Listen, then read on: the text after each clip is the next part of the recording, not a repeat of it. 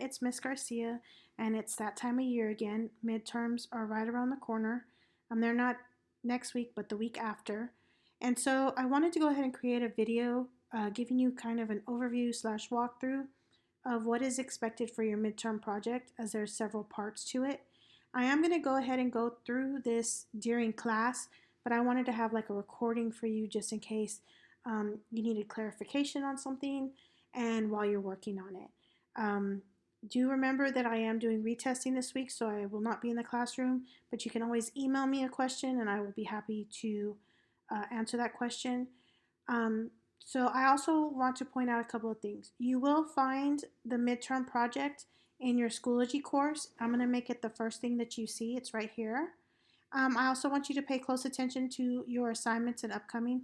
This is a 3-part submission midterm, and each part is required. So don't go missing a part and then not doing it. Each part is required and it'll total up to your final grade for the midterm, which is going to be due by the end of class on midterm day. And I will let you know what those days are. So let's get started. So basically what you'll do is you'll just click here where it says English 2 midterm, game designers in the making. So I came up with this idea that for your midterm, I want you guys to create a role-playing game based on the text that we did. There's going to be 3 important dates. Again, these are very important for you to meet. Do not submit it late. The first one is Thursday, December 8th. That's the brainstorming and development discussion board. That's going to be about 25 points. Then Monday, December 12th, you're going to turn in your feedback and feedback response forms, which is 50 points. And then on the midterm day, you're going to give me the finalized game presentation. And I called it a pamphlet. I did misspell that. My bad. But basically, it's your overview and instructions. And I'll show you what that looks like. That will be 25 points. That totals out to 100 points, and that will be the grade that you get on your final. So first period, you're going to have to turn that in by Thursday, December 15th by 10:45 a.m. And then 5th period, you're going to turn that in Wednesday, December 14th by 2:09 p.m. Now, right here is why I'll post the overview video, which is this video right now, so that you'll have it. So let's go ahead and take a look at the instructions. Now, I am going to give you a hard copy of these instructions. This is kind of small, but let's take a look at it in a little bit bigger form. Okay? So, your midterm, you're going to create a role-playing game based on the fiction text that we read. You can do this independently or in groups of 2 to 4. If you want more than 4 people, you have to come ask me special permission because it does tend to get a little crazy. But if you're in a group, you need to make sure that everybody is participating. If there is a member of your group that you have let into your group and they're not doing the work, then you need to let me know. Because we're not going to have anybody kind of slacking off for this midterm. So the first thing you're going to do is you're going to choose one or more of the fictional texts we've read. So the fictional text we've actually read since the beginning of the school year is The Boy with the Striped Pajamas, The Judge's House, The Red Room, and The Things They Carried. So you can choose one of them or you can do a couple of them combined. Remember that the Boy with the Striped Pajamas and The Things They Carried are about war, and The Judge's House and The Red Room are considered horror. So you could combine those, you can separate them, it just is up to you. And then you're going to create a role-playing game based on that text. And so let's see below for all the parts and due dates. So the first part is the game brainstorm and development. Now, I'm going to just go over the overview and then I'll show you where those assignments are and then also the examples for them. Because remember, I never asked you to do anything that I wouldn't do. So I've spent this entire weekend creating my own role-playing game and doing each of these processes. So the game brainstorm and development is going to be 25 points. It is due December 8th by 11:59 p.m. And you're going to turn it in on the midterm discussion board. So for your brainstorming, you're going to answer the questions: what text or text will you be using? What is the possible name for your game? What is the theme of your game? How many players will there be? How do you want the players to feel? What do you want the players to experience? What conflict in the game advances the narrative? What output do you want your players to create? And using your theme, what is the unique perspective you might take with it? Now, again, this is brainstorming, and brainstorming is never set in stone. So this is just kind of like your first go around.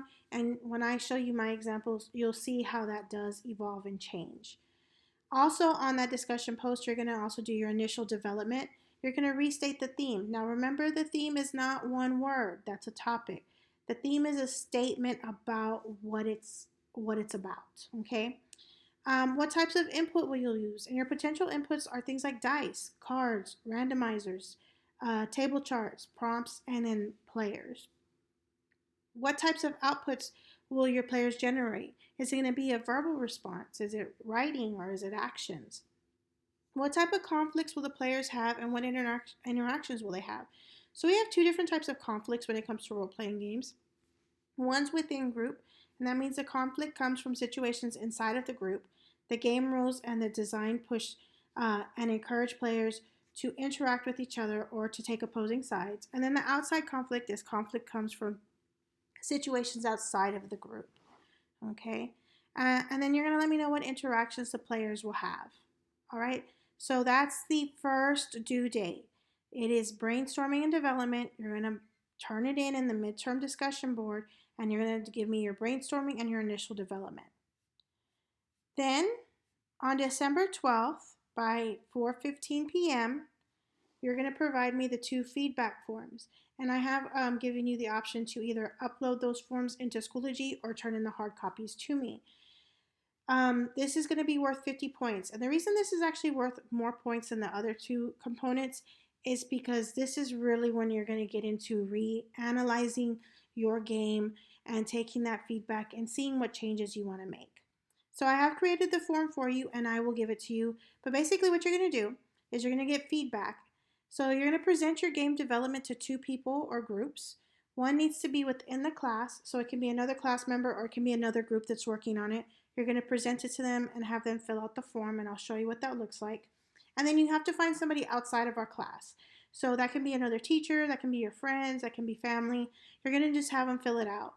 And then you're going to provide the responses to it. I want you to consider the feedback given and determine whether to accept or decline the feedback. Because you don't always have to take all the feedback somebody gives you. You can still consider it and say, no, I'm gonna stay in this direction. And I'll show you what that looks like as well. And then you're gonna provide a short explanation of why you made that determination. Okay, so again, that is due on the 12th. There are 2 forms. You have to have 2 forms, one from somebody in the class, one from somebody outside of the class.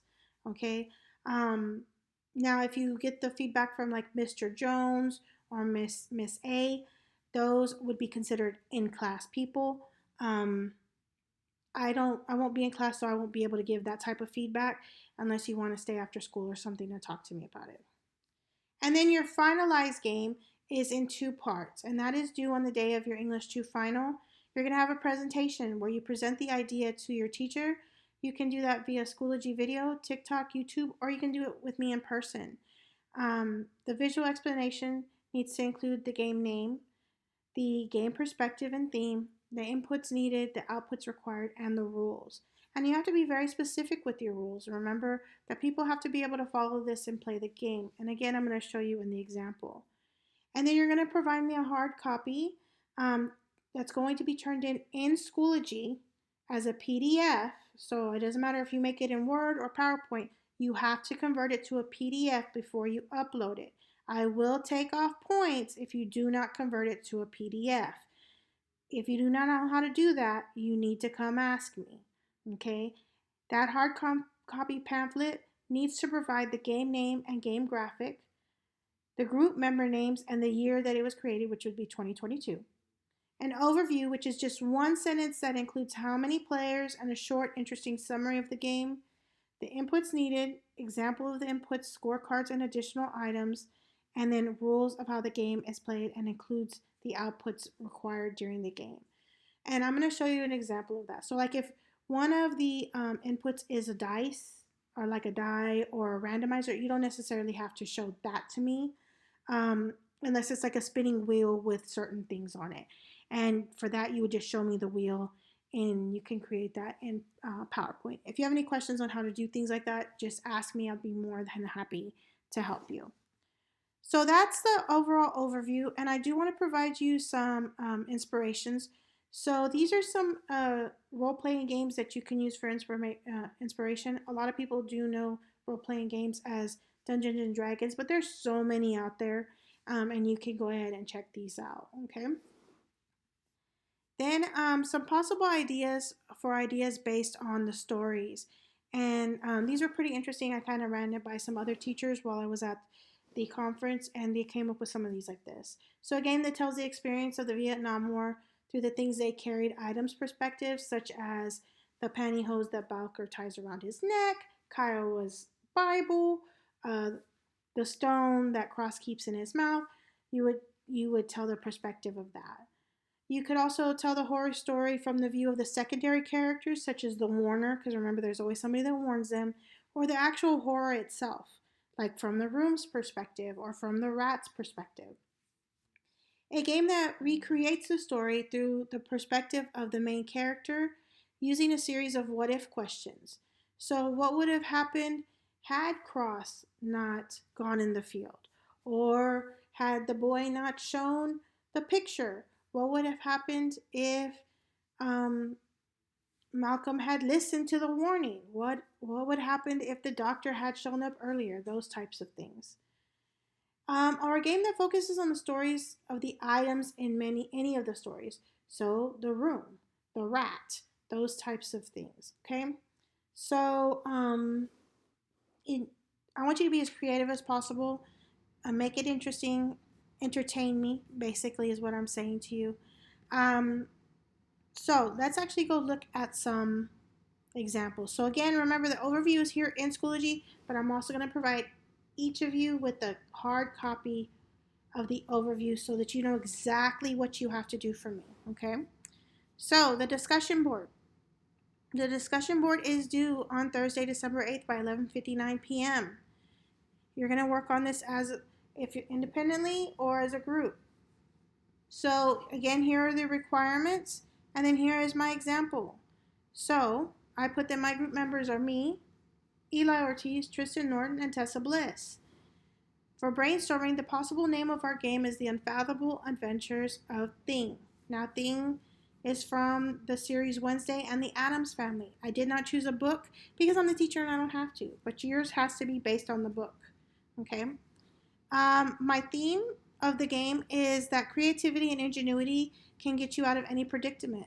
Now, notice that I am using complete sentences for this, or complete statements. There will be two players. We want the players to feel imaginative and absurd in a good way. We want the players to experience the playful yet dark whimsy that the character Thing feels in the Addams Family. The conflict is the misadventures that Thing finds himself in and is advanced using prompts. The output of our players will create will be short stories based on the prompts. And based on our theme, our unique perspective is that Thing, through his creativity and ingenuity, can escape any scenario that he finds himself in. Now remember, this is just brainstorming. Brainstorming is not set in stone. Um, it can be changed. This is just to get those juices flowing, the energy of the game going. Okay. The initial development, our theme again is creativity and ingenuity can get you out of any predicament. Our input mechanisms, we're going to use cards and prompts. So those cards will have the prompts on them. The output mechanisms are going to be written responses from my players. The conflict and interactions are both within group and out of group. So within group because they'll be competing to see who has the best response, and the out of group because the scenarios are outside influences. And my player interactions, the players will interact by reading the prompts and responding to each other. So that will be my discussion board. Again, remember what I put on this discussion board is not set in stone. These are just my initial ideas to kind of get everything going. Now, the other thing is only one member of the group needs to make the post, but you need to make sure to include all the group members' names in it so that way I can make sure that they're getting the points that they deserve. All right. So then after that, you need to do your feedback and feedback response. So this is due on December 12th by 4:15. Notice this is by end of the school day. It's because you can either turn it in digitally where you'll take a picture of it and upload it into Schoology, or you can give me the hard copy. but I want them both to be due at the same time. So 4:15 would be the latest you can turn them into me that day. So for these, again, you're going to have a handout, and I will give you the handouts the same day I give you the overview, so you'll get all the responses and things like that. All right, and you can have more than the two, but the minimum is two. Here are some examples of these responses. Again, they're a little small, but they'll give you the basic idea. Um, Let me kind of make it bigger for you. So, again, I'm always going to put my MLA heading with all my group members, my teacher's name, my class and period, and then the day. So this top part you will fill out for the people. You're going to put your name of the game, what book it's based on, the theme, the inputs you're using, the outputs expected, and then kind of the number of players and the rules. Now again, we're still kind of in the brainstorming phase right here. The feedback is really going to help us determine which direction we're going to go. So you're going to put the name of the person here. This is where they'll fill in. And there's only certain portions they fill in, and then you fill in the other portions. So they're going to give their name. They're going to tell me whether or not they're in the English class.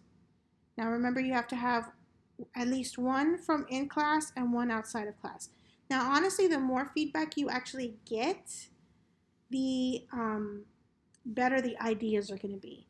So I might even give extra points if you get more than 2 feedbacks. All right.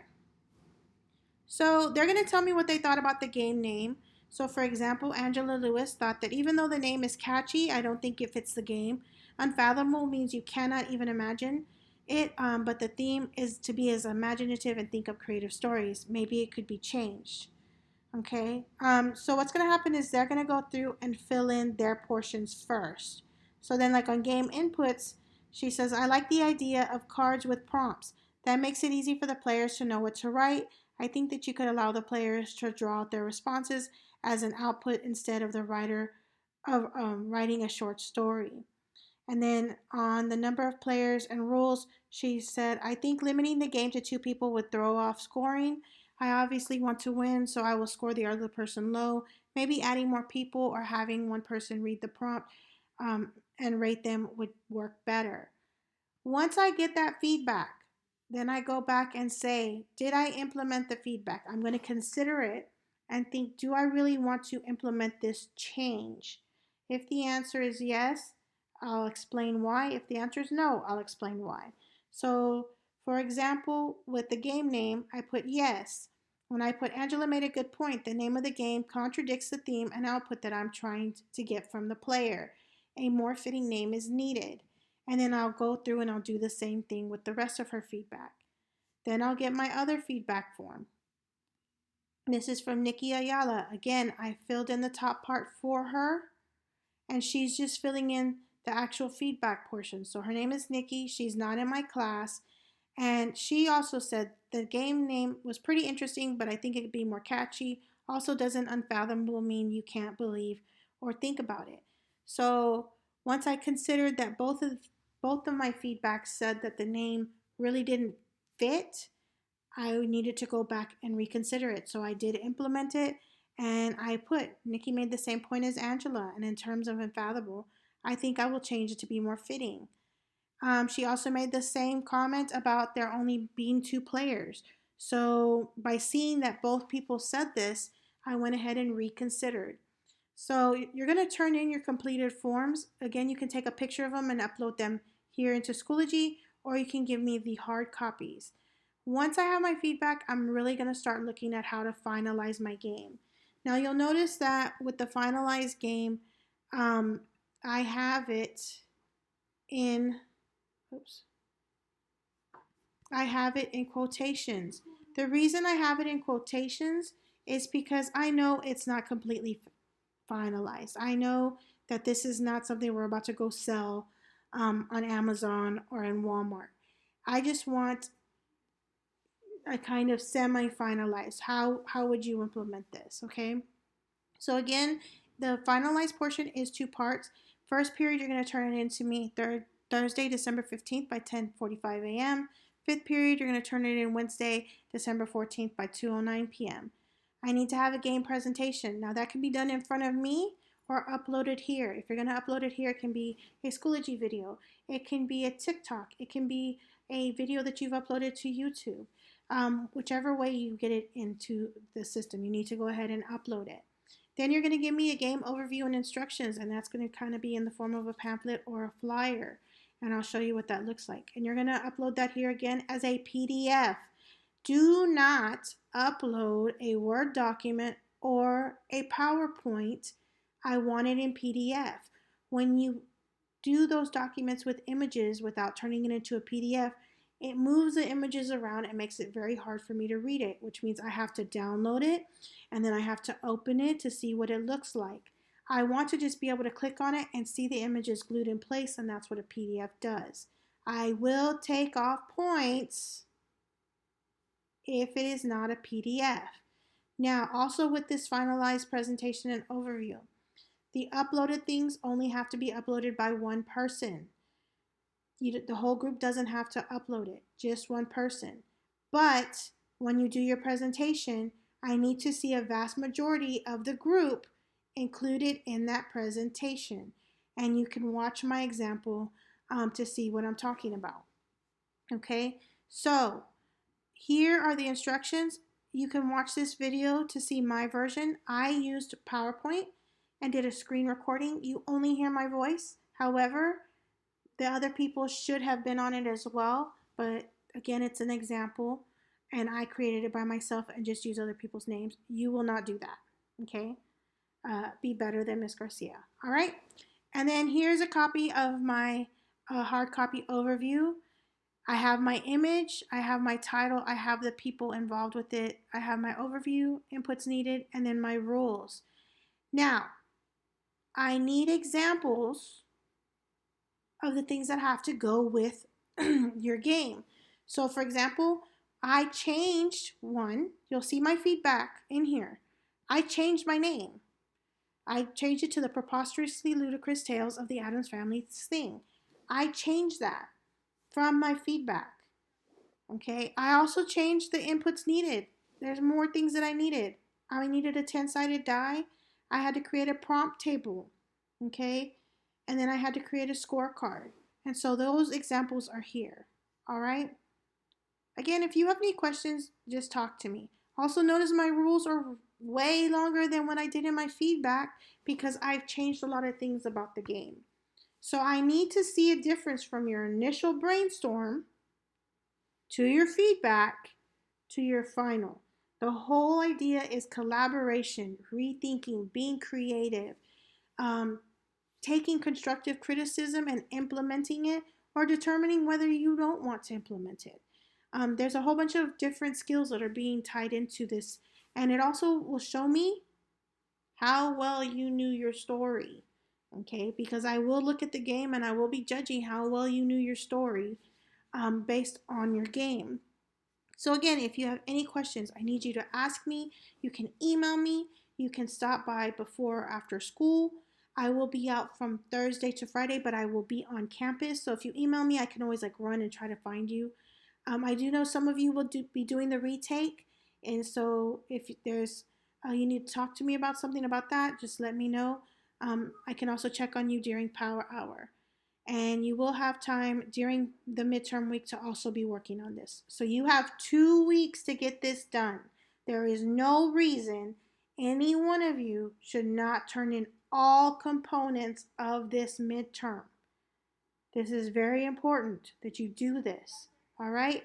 Well, best of luck, and I look forward to seeing your games.